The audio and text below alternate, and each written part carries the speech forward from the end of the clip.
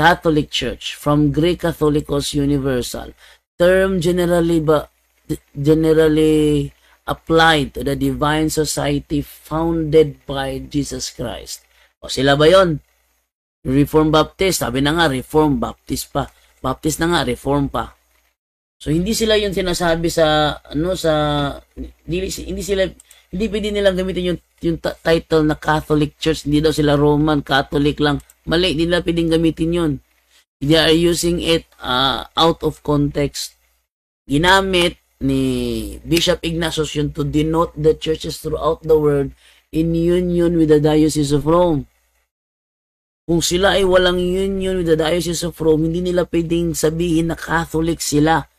Dahil hindi sila ang pinaukulan ni Bishop Ignatius ng inimbento niya ang termino Katoliko. Hindi sila. Pangalawa, sabi sa Glorious Encyclopedia, Catholic Church, from Greek Catholicos Universal, term generally applied to the divine society founded by Jesus Christ and endowed with the outpouring of the Holy Ghost on the day of Pentecost. More specifically, the name denotes the body of the faithful in communion with the Bishop of Rome. In communion with the Bishop of Rome. May Bishop of Rome ba yung Reformed Baptist? Walang sila. Wala silang Bishop of Rome.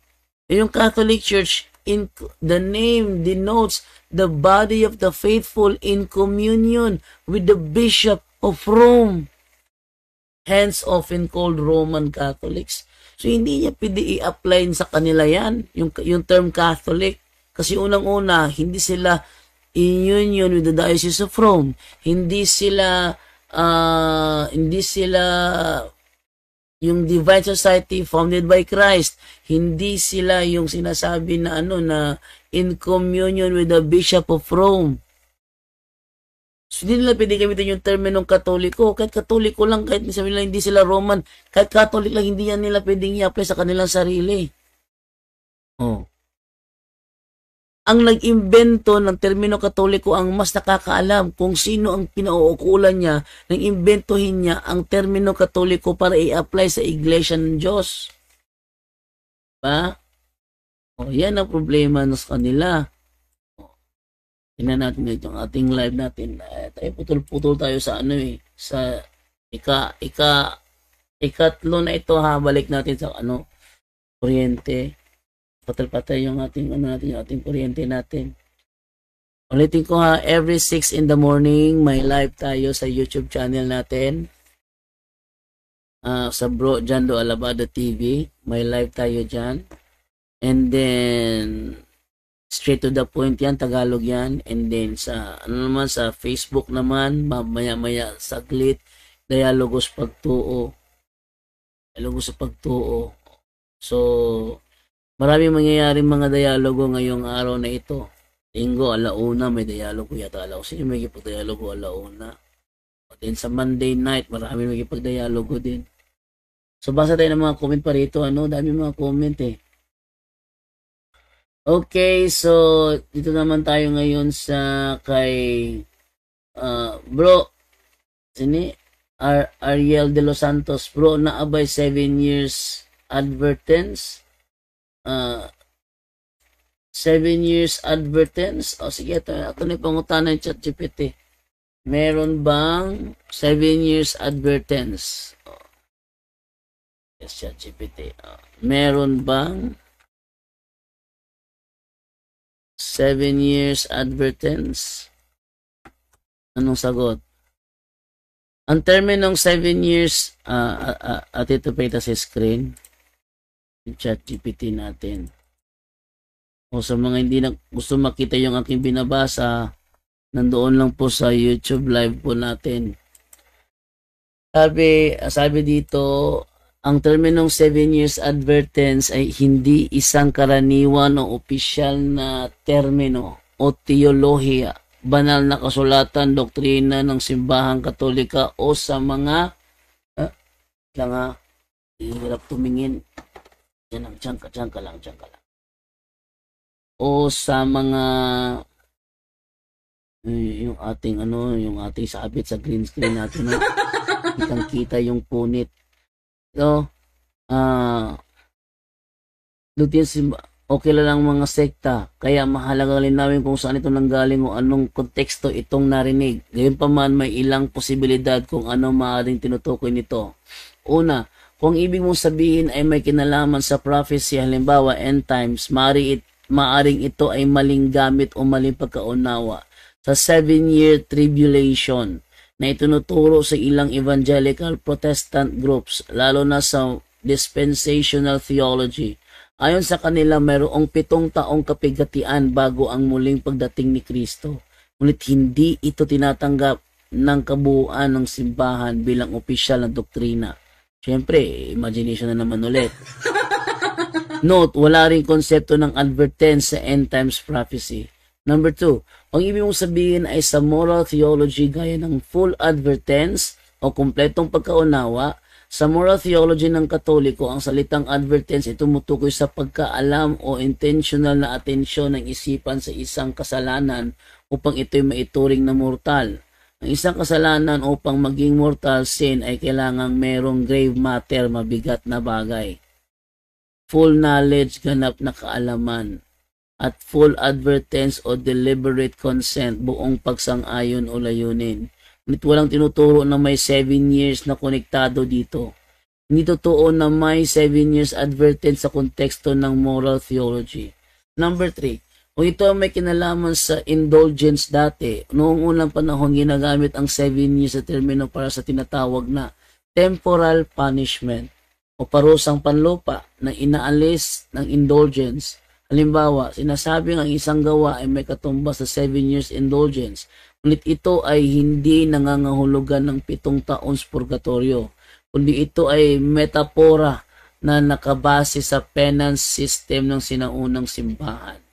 Ngayon, binago na ito ng simbahan at hindi na ginagamit ang years sa indulgence, either partial o plenary na lang.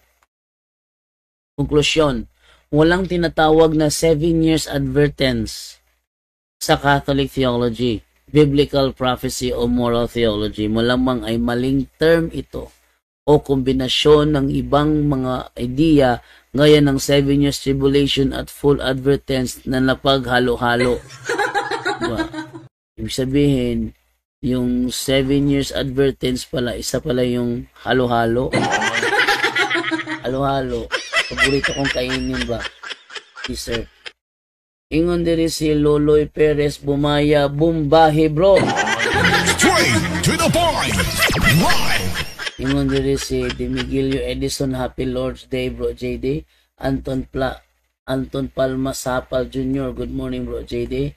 And Ramini Batang Bronze, yes bro, nakadialogo ko bro, di makasagot at illogical talata, sagot nila Rapi. Biro mo, di daw sila naniniwala sa councils made by Pope.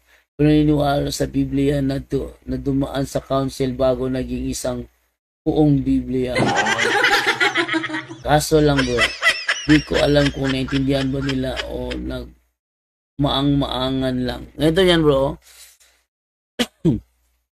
Para bang, halimbawa, kuha ko ng, para maunawaan yung Biblia, ganito yan o.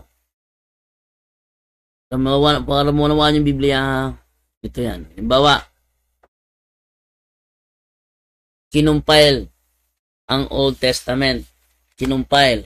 Itong compile ng Old Testament at ipapalagay isang tindahan yan. Nandiyan yung mga martilyo, hiyero, bakal, nandyan. Tapos yung New Testament naman, kinumpile din ito.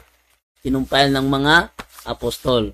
At ipapalagay, tindahan na nito. Ito yung nandito yung mga kahoy, mga lampaso, yung mga tindahan ba, kinumpile na ng tindahan, ginawa nilang isa, no? Pero magkaibang tindahan yan. Tindahan ng bakal, tindahan ng kahoy. Hindi ka, magtatayo ka ng bahay.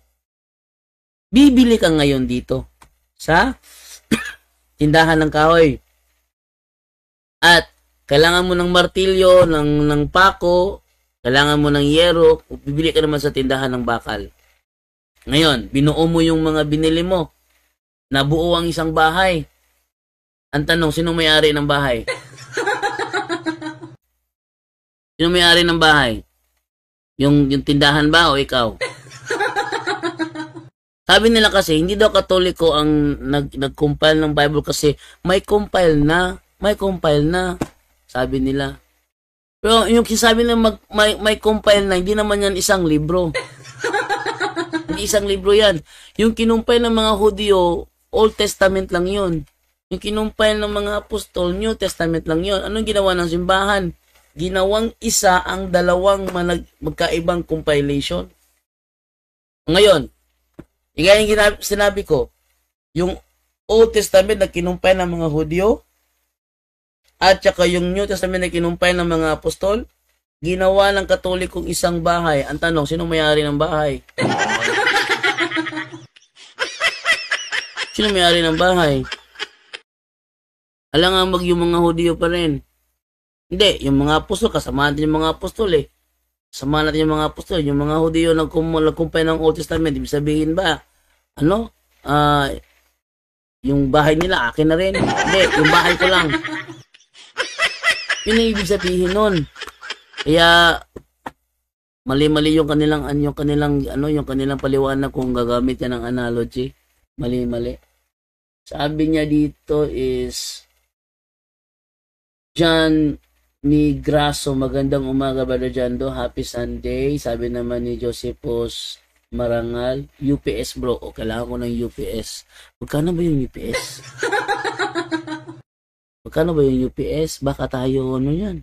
Pupubain yan.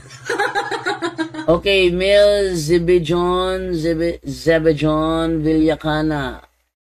Palite nag-APC bro para dili ka madak-an o gasto po kung sa APC. Isa UPS, isa APC. Pareho ba yung UPS o APC? Pareho siguro, no? Okay. Sabi naman dito ni RL Naret, rinig bro, naka-live ka pa. Oh. Orlan Serda, na ako amigong pastor sa born again nga sa una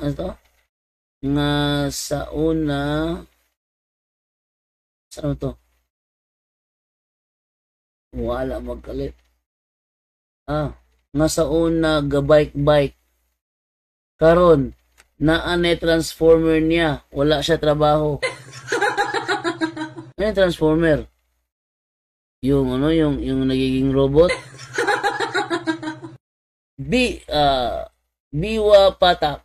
Okay, good morning Bro Jando at mga kapuntos at ka-faith in God. God bless us all watching from China. Oh, China siya, taga China.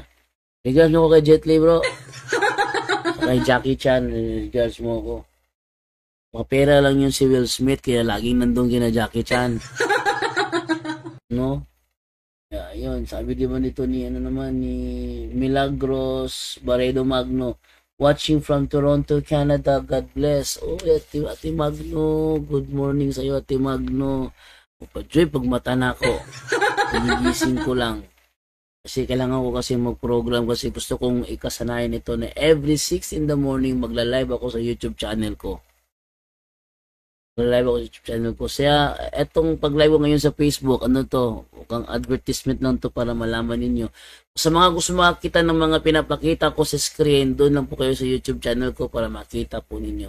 Maliban na lang sa Dialogos Pagtuon na naka-direct ako dito sa natin. Pero pwede naman tayo gawin, ito na lang gawin natin ng live, Dialogos Pagtuon, ito na lang gawin natin, tapos naka-record yung ko, tapos yung record ko yung nangyabot ko doon sa YouTube channel ko. Okay, maayong buntag, JD from Tano. Hindi naman Eulalia Galario. Good morning bro, Brajan Dolabado. Sabi naman ni Elisa Pabilonia. Maayong buntag watching from Bacoor, Cavite. Yan.